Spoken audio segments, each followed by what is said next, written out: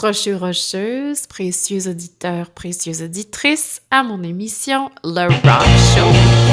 Je suis votre gorgone bienveillante, toute dévouée. J'espère que votre mois d'octobre est aussi flamboyant que le mien, aussi orange, aussi rouge, aussi pourpre. Je vous souhaite un mois fauve, un mois de feuilles, un mois de moiteur et de petits feux, de fraîcheur et de brume et de lumière transparente. Au Québec, on a la chance exceptionnelle d'avoir dans nos canopées des arbres dorés, jaunes, des arbres orangés, mais surtout des arbres rouges, rougeoyants, là, comme la braise incandescente. Hein. Les forêts québécoises, c'est un joyau, croisé une fois dans sa vie, mais c'est un spectacle d'automne saisissant de volupté, qui me donne le goût de prendre une bouchée de paysage, mais c'est un temps fugace. Parce qu'à la moindre pluie, au moindre trop grand vent, oups, tout s'évanouit. Donc, il faut être vraiment là, c'est un moment de timing. Hein, au Québec, nous, en fait, on a l'érable. C'est à cause de ce majestueux compagnon des forêts que nous avons des beautés aussi époustouflantes.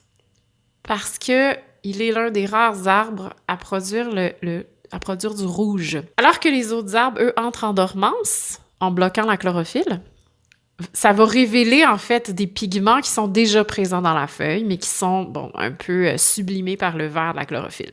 Il va y avoir la xanthophylle qui va être jaune, donc qui va se dévoiler au moment de l'automne, quand la chlorophylle s'en va, et les carotènes qui vont faire des arbres orangés. L'érable, lui, en automne, crée, en tout cas c'est ce que j'ai compris, crée un pigment supplémentaire qui s'appelle les anthocyanines et qui fabrique les majestueux rouges profonds dont on est tellement fiers.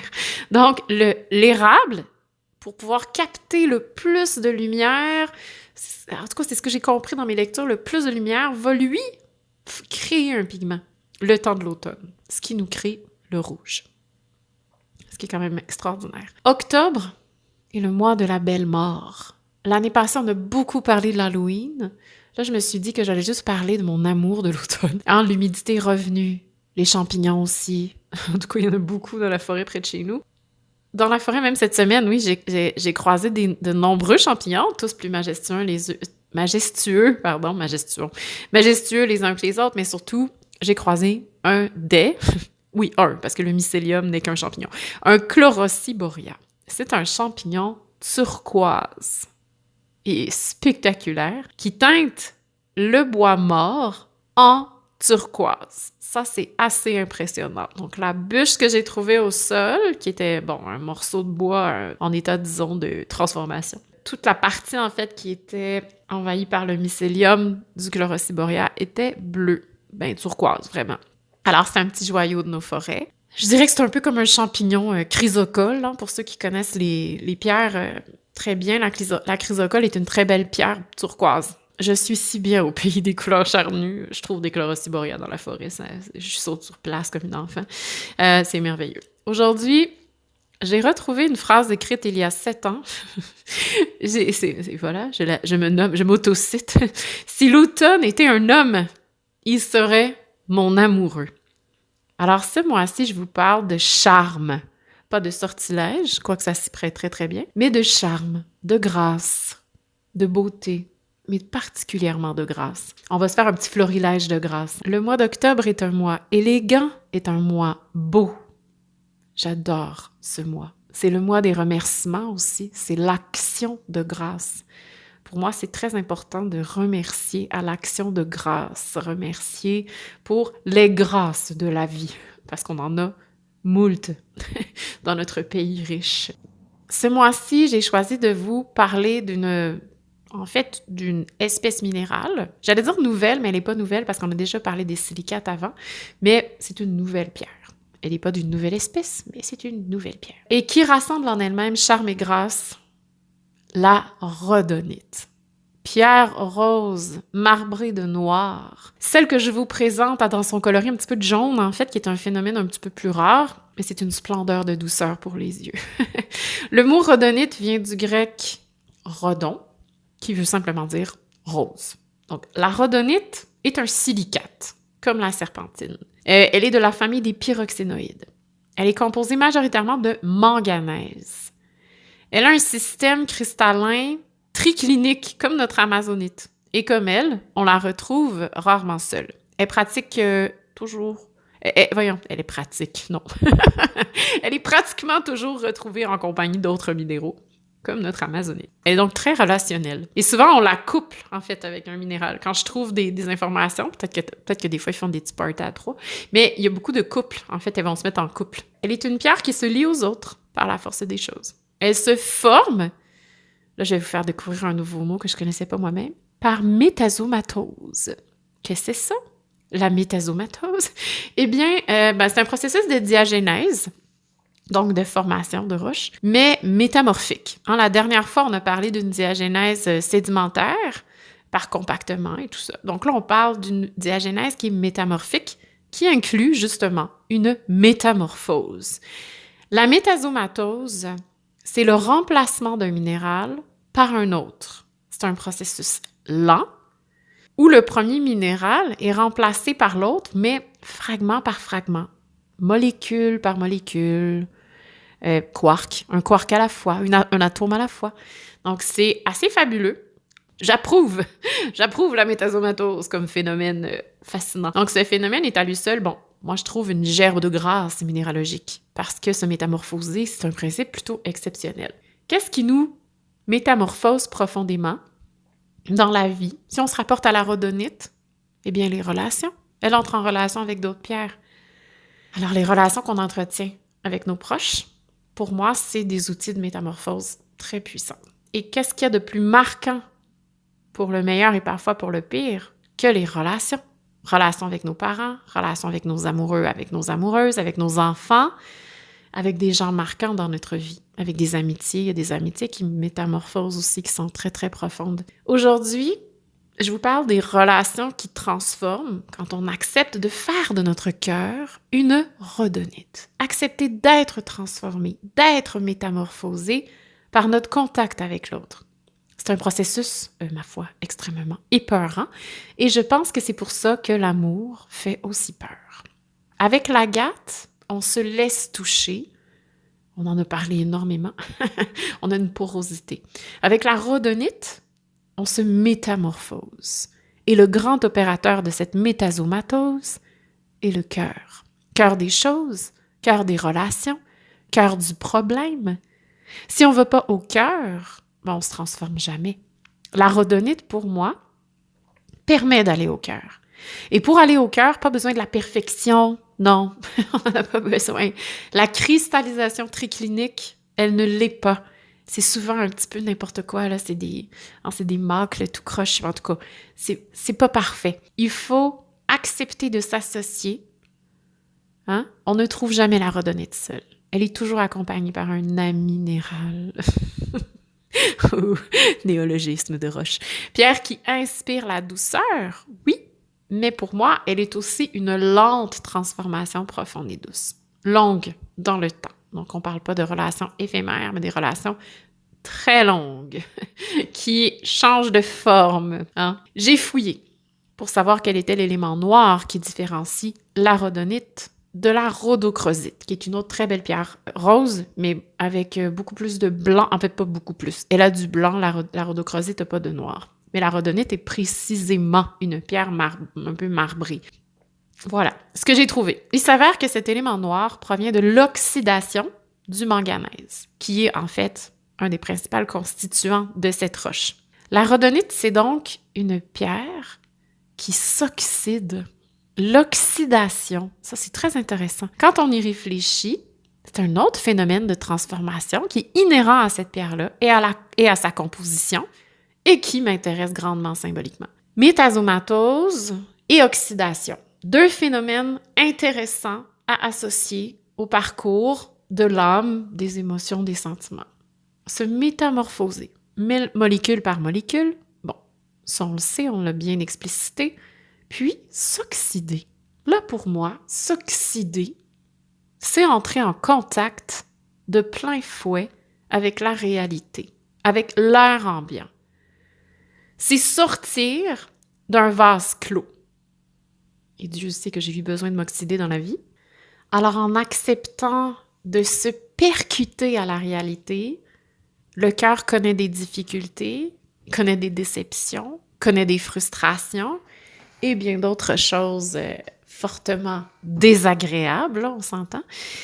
Mais en se confrontant à la réalité, le cœur connaît aussi le sublime. Il connaît le réconfort, il connaît l'extase, il connaît le bonheur, l'émerveillement, le partage, l'amour, j'allais dire l'amitié, mais c'est pas tout à fait une émotion.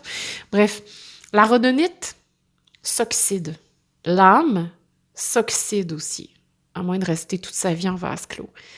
Et la rhodonite, c'est une pierre qui aide le cœur à accepter ces zones sombres, oui, à les comprendre et à les assimiler, à être rose un peu malgré tout. À se dire, bon, OK, ma dernière relation, c'était de la boîte, là. C'était difficile. Je me suis oxydée, mais j'essaie encore de faire confiance malgré tout.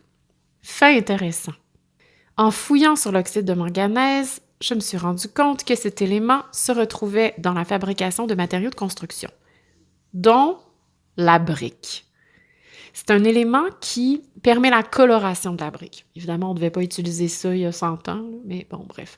Là, je trouvais ça intéressant que la brique s'impose dans le symbole.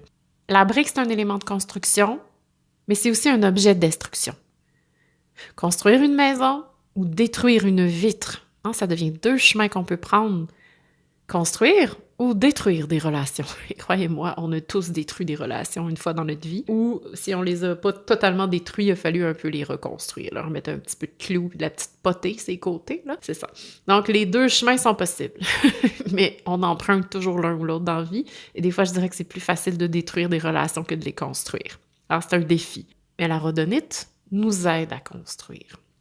C'est bien souvent, la brique devient, je dirais, plus un objet de civilisation, comme le fer. On n'est plus tributaire d'un approvisionnement en roche pour construire. On peut fabriquer nous-mêmes le matériau. L'oxyde de manganèse, je trouve, ça représente par truchement avec le symbole de la brique, l'édification de ce qui nous protège des éléments extérieurs. La brique, peu importe la matière dont elle est constituée, elle est maison, elle est foyer, elle est édifice en général. Les relations aussi sont édifices. Des relations structurantes, c'est des maisons. La rhodonite, c'est une maison. Elle nous permet de nous sentir bien en nous. Elle permet de faire un mur, en fait, de protection autour d'une relation, par exemple. De pacifier les relations maison. De faire un feu dans la cheminée. D'empêcher que le vent rentre. Bref, que que la neige tombe dans le salon. Voilà, ça protège. Ça nous permet de nous protéger en nous aussi. Entouré de protection, ce parcours d'oxydation. Peut-être c'est ça. La rhodonite nous permet de protéger le parcours oxydatoire, tiens, je fais un autre néologisme, et de transformation profonde pour nous permettre de nous métasomatoser. Ça arrête plus. OK, la rhodonite fait ça. Elle va, comme je dis, créer le mur de protection autour de nos relations les plus transformatrices. Dans le corps humain, c'est intéressant aussi, le manganèse participe à la métabolisation des sucres. C'est un élément indispensable au corps. Métaboliser correctement les sucres, ça permet au corps une grande stabilité, autant émotive que purement mécanique. C'est ça. Je dirais que quand on a un problème de sucre, on a souvent des sortes d'humeur énormes et tout ça. Donc, c'est de voir justement une espèce d'équilibre, de point milieu, où on est confortable, mais qu'en même temps, on s'oxyde pour pouvoir se transformer. Donc, la rhodonite permet symboliquement la stabilité. Es-tu fine, cette pierre-là? Elle s'occupe bien de nous, je trouve. Bravo! Donc, j'ai taillé 3 sœurs du même bloc. 3 sœurs différentes, mais faites de la même matrice. Un peu comme 3 sœurs dans la vie, qui se ressemblent un peu, mais ils ont toutes des formes différentes. Je travaille très peu avec des formes préétablies. Ça, c'est intéressant de vous parler de ça d'un point de vue, mettons, lapidaire, là. Je fais rarement des stencils. Je vais beaucoup me laisser guider par le dessin, par ma relation avec la pierre. Si je vois que de ce côté-là, il y a une image, je vais comme l'inclure. Des fois, je fais des formes un peu atypiques pour pouvoir inclure. Puis moi, je trouve ça vraiment intéressant quand les pierres sont pas marquées au stencil avec des formes assez courantes. J'aime bien quand la pierre a comme une espèce d'originalité. Donc ici, on a 3 formes très différentes. J'ai une forme triangulaire, quand même assez arrondie, mais d'une forme triangulaire. Je trouvais ça intéressant. Une forme oblongue, qui rappelle un peu la goutte, mais qui n'a pas le côté pointu de la forme en goutte. Et une forme très atypique, plus asymétrique. Les figures archétypales qui se sont présentées à moi très rapidement, je vous les présente. Elles sont comme arrivées, puis j'avais pas le choix de les appeler comme ça. Alors, je leur ai donné l'un des noms des 3 grâces. En fait, ce sont 3 en plus. Chez les Romains, on les appelait comme ça, ou, évidemment, c'était quelque chose qui appartenait aux Grecs de prime abord, donc c'était les 3 charmes chez les Grecs et les 3 grâces chez les Romains. Elles ont, mettons, il y a un flottement autour de cet archétype-là. Je dirais, elles sont des déesses de la nature. Elles n'ont pas un statut particulièrement fort. Non, elles n'ont pas vraiment d'histoire lourde non plus. En fait, elles changent de forme un peu au gré des histoires, au gré des auteurs. Celles qui participent, comme elles participent à créer la beauté dans le monde. Des fois, elles font partie du cortège de Dionysos. Parfois, elles sont dans le cortège d'Apollon. Parfois, c'est les habilleuses d'Aphrodite. Ah, leur fonction est légèrement, c'est comme je dis, leur fonction est légèrement fugace. Elles changent de forme selon les bons vouloirs de la personne qui les cite ou qui en parle. Elles sont des divinités agréables, sans grande histoire. C'est juste la grâce de la nature. C'est le plaisir de l'instant présent. Alors, je vous les présente. Il y a Aglaé, la triangulaire. Il y a Euphrosine, cette espèce d'étrange figure asymétrique, et Thalie, qui est notre goutte oblongue. Aglaé personnifie chez les Romains et chez les Grecs la brillante, le côté splendide de la nature. Thalie, c'est l'abondance, donc celle qui fait pousser les fleurs et tout ça. Et Euphrosine, c'est la joyeuse, la joie de l'âme, celle qui participe à l'ascension de la nature. Elle représente l'élan de vie, du moment, de l'instant. Et je crois que ce don de saisir l'instant est un jardin à cultiver où dansent Thalie, Euphrosine et Aglaé. Donc, on invite les 3 grâces chez nous. On fait entrer Monsieur Automne avec elle pour un souper champêtre, près du feu de l'âtre, pour une bonne chaudrée de maïs. Elles vont badiner avec vous. Elles sont le plaisir simple, la bonne conversation, le plaisir d'être ensemble. D'ailleurs, ce qui est intéressant, c'est que chez les Grecs, je crois, les charmes les grâces en fait, participent à justement cet apprentissage de la belle conversation.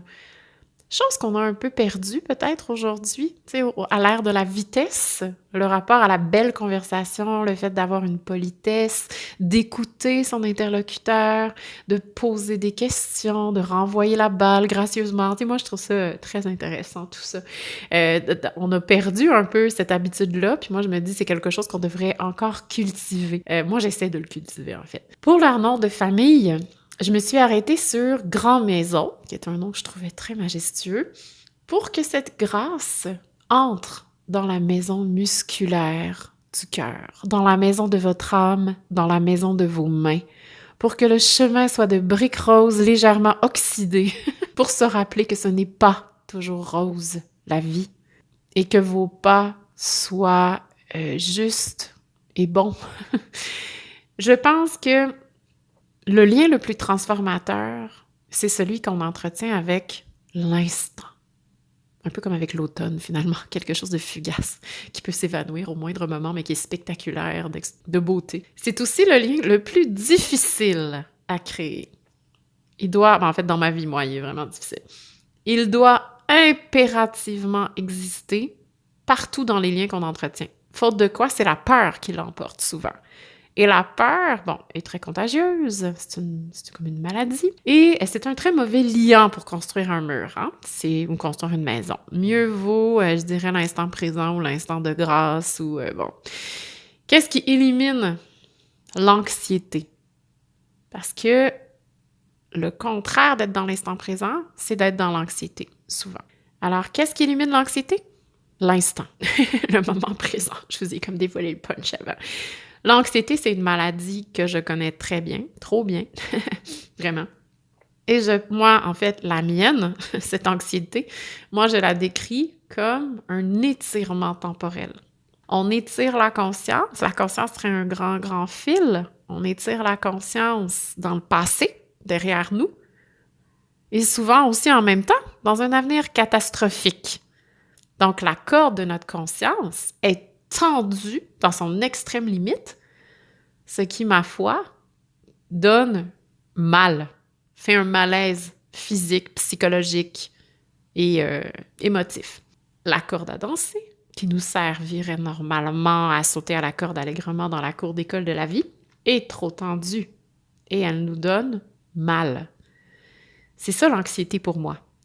Et pour enlever cette pression-là, en fait, pour ramener la corde au centre, on peut le voir aussi comme un serpent, si on veut garder notre serpent dans notre plexus ou dans notre cœur, ça dépend d'où part l'anxiété, parce que c'est pour chaque personne, c'est différent.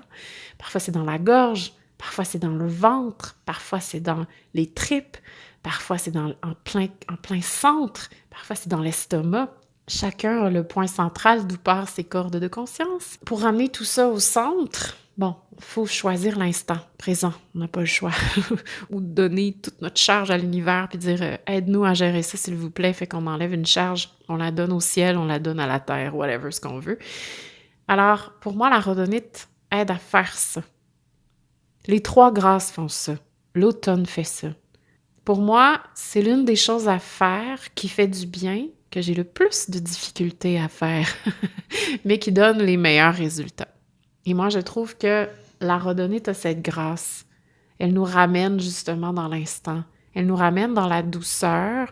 Elle nous dit, bon là, t'arrêtes de réfléchir, là, ça suffit à tous les scénarios catastrophiques, puis t'arrêtes de te focusser sur toutes les méchancetés du passé aussi.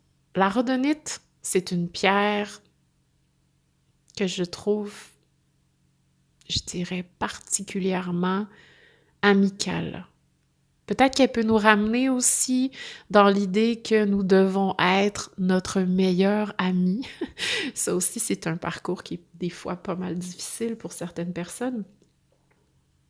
On a cueilli, je trouve, plusieurs éléments gracieux. Hein? On a fait notre petit florilège, on a notre petit bouquet de grâce.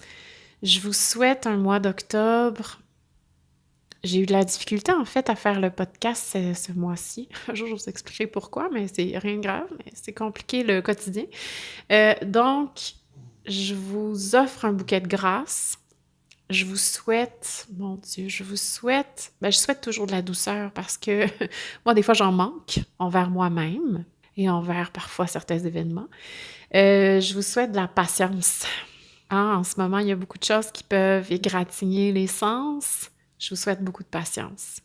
Je vous souhaite persévérance. Je vous souhaite de marcher sur votre chemin de briques roses oxydées et de vous je l'ai plus devant mes yeux. Je voulais faire mon néologisme de métasomatose. Je vous souhaite des relations profondes et longues dans le temps qui vous transforment et qui vous nourrissent profondément. Donc, je vous aime, je vous entoure de roses et voilà. Bonne écoute. J'ai un chien. Un gros chien qui ressemble à un veau. Je sais pas si j'aime mon chien. Je l'aime parfois, puis parfois je l'aime pas. Je l'aime quand il est fin. Je l'aime plus quand il l'est pas. J'ai un cœur. J'ai un cœur qui ressemble à un ours. Je sais pas si j'aime mon cœur. Je l'aime parfois, mais le plus souvent, je l'aime pas. Je l'aime quand il a pas peur, mais il a souvent peur.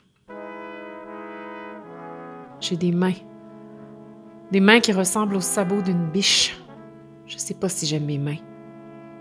Je les aime parfois, mais le plus souvent, je les aime pas. Je les aime quand elles font quelque chose, mais elles ont souvent peur de faire des choses. Hein?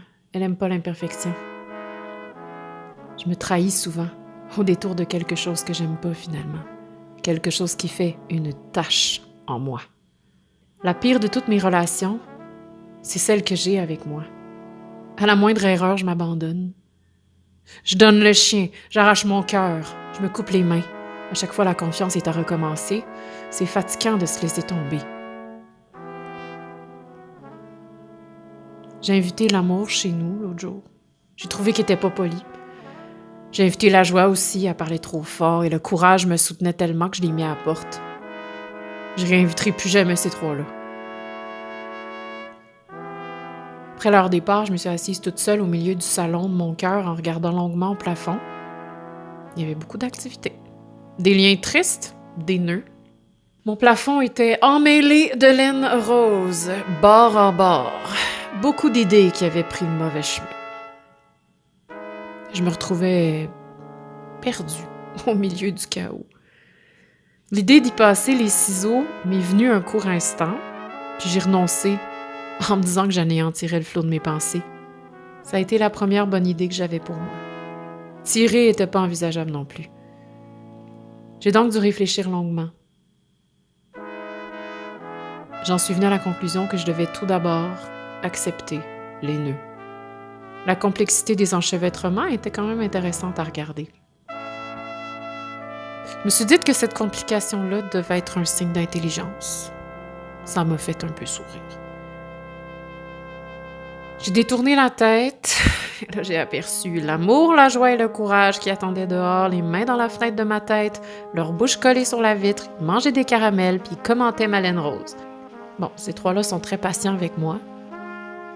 Je les ai laissés rentrer. Je me suis assise sur le canapé, farouche. Je savais que c'était la chose à faire, mais cette action m'était plutôt insupportable. Il reniflait tout, me complimentait sur moult choses, s'extasiait de me voir. Il me disait « Wow, ta tête est complexe, c'est beau toutes ces idées-là, même les méchantes! » Tranquillement, ils m'ont apprivoisée. Parfois, leur bonne humeur me montait à la tête, là. Je grognais. Ils se faisaient tout petits derrière les meubles. Puis, de moins en moins, ils sont devenus mes amis. Ils ont fait quelque chose d'important pour moi. Ils ont invité les araignées à se joindre à mes idées, surtout pour manger les ombres. Aujourd'hui, ma tête est emmêlée de rose, avec quelques percées de soleil, et j'ai beaucoup d'araignées au plafond. Mais j'ai accepté de m'oxyder.